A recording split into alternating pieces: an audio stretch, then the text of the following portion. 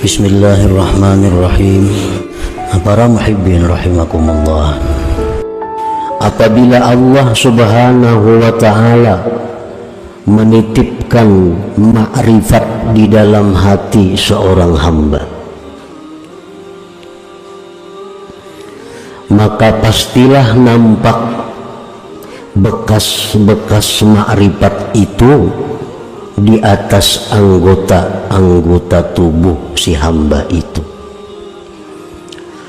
Apabila Allah memberikan cahaya ma'rifah ke dalam hati kita, maka bekas atau alamat tanda ma'rifat yang ada di dalam hati itu nampak di seluruh zahir tubuh kita. Artinya mata, telinga, tangan, kaki, seluruh anggota tubuh nampaklah tanda-tanda orang yang di dalam hatinya itu diberikan Allah ma'rifat tadi. Maka bermula perbuatan anggota mengikuti bagi keadaan hati. Perilaku seseorang artinya mengikuti keadaan hatinya. Nah, apabila hati seseorang itu ma'rifat billah, maka anggotanya pun mencerminkan sikap orang yang ma'rifat billah. Apabila di dalam hatinya itu ada al-jahlu billah, jahil dengan Allah, maka gerak-geriknya, tingkah laku, tutur katanya pun tidak jauh daripada orang yang jahil dengan Allah.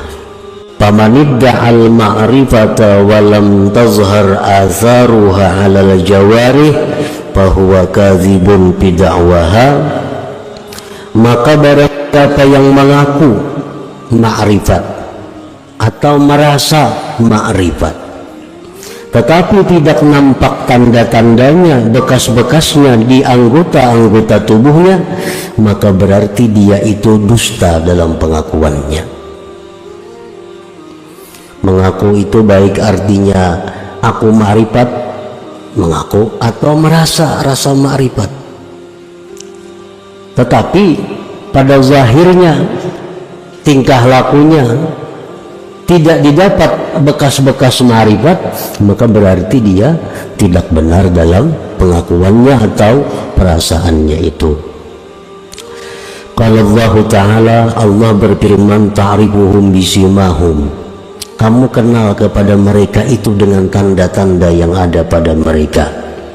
Orang yang di dalam hatinya jahil dengan Allah tampak kelihatan di seluruh anggota tubuhnya. Begitu pula orang yang ma'rifat dengan Allah tampak tandanya di dalam zahir anggota tubuhnya. Imam Ahmad Ibnu Athaillah menulis hikmah ini adalah untuk memberitahu kepada kita bagaimana kita memilih kawan, memilih guru, memilih orang-orang yang kita akan kerjasama dengannya. Apakah orang yang itu termasuk orang yang jahil dengan Allah atau orang yang ma'rifat dengan Allah? Nah, jadi Sidin ulahkan ini alamatnya, tandanya, bahwa bagaimana hati orang yang ma'rifat dengan Allah itu, bagaimana hati orang yang jahil dengan Allah. Famin atharil ma'rifatil lati yustadallu biha, setengah daripada bekas ma'rifat, tanda, artinya tanda ma'rifat yang bisa dijadikan dalil dengan ma'rifat itu kepada seseorang, isarul akhirah ala dunia, mengutamakan akhirat atas dunia. Artinya bukan membuang dunia, bukan kada menghiraukan dunia, tetapi orang yang ma'rifat itu mau bisa berurusan dunia, tetapinya mereka itu tetap mengutamakan akhirat. Para wali banyak yang berdagang, Para wali banyak yang bertani. Kita baca sejarah-sejarah para wali dahulu tuh. Para wali ada yang jadi pegawai, tetapi mereka tetap mengutamakan akhirat daripada dunia. Nah, itu salah satu tanda. Karena mereka orang yang ma'rifat dengan Allah itu meyakini sekali bahwa akhirat itu lebih baik daripada dunia. Nah, baiknya akhirat dari dunia itu bukan berarti harus kita tinggalkan dunia, bukan. Tetapi baiknya akhirat dari dunia itu agar kita utamakan akhirat daripada dunia. Jadi orang-orang yang ma'rifat dengan Allah itu, apapun status pekerjaannya, intinya mereka selalu mendahulukan kepentingan akhiratnya dibanding dunia. Yang kedua, wal musara'atu ila ittiba'i amrillah subhanahu, mereka itu segera mengikuti perintah Allah, segera mengikuti perintah Allah. Antara lain adalah, apakah orang yang ma'rifat itu mau berbuat dosa? Imam Junaid al-Baghdadi pernah ditanya orang, ujar orang kepada Imam Junaid, ayaznil arifu, orang yang ma'rifat kepada Allah itu maukah dia berzina? Imam Junaid Baghdadi menjawab, wa kana amrullah qadaran maqdura, kalau itu memang takdir Allah demikian, bisa saja terjadi. Nah, artinya orang yang arif itu bukan nabi, orang yang arif itu bukan maksum dari dosa. Mereka mau berbuat dosa, tetapi begitu mereka berbuat dosa, mereka cepat, musara'ah, cepat kembali kepada Allah. Itu bedanya antara orang yang arif dengan tidak arif.